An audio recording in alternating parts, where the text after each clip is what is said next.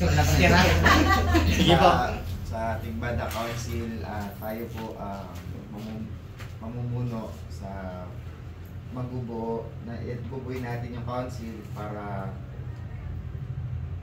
masuportahan natin mga kapulisan para matigil yung anumang illegal na gawain sa ating barangay na sasakupan, especially sa mga drugs, mga ganyan. So tayo mag-update sa mga pulis, mag-update sa ating mga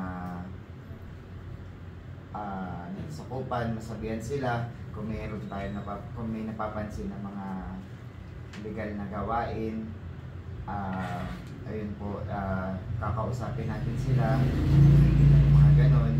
Tapos pwede natin update yung mga police para mapababa sila, kakausapin din nila yung alam natin na gumagawa ng mga illegal na gawain. Ganon din po pagpapaalala, halimbawa yung mga nakakalimot na individual na alam natin na gumagamit, sabihin natin sila na huwag nang gumamit. So tapos pero halimbawa may kilala tayo na natatakot tayong na kausapin siya, pwede nating sabihin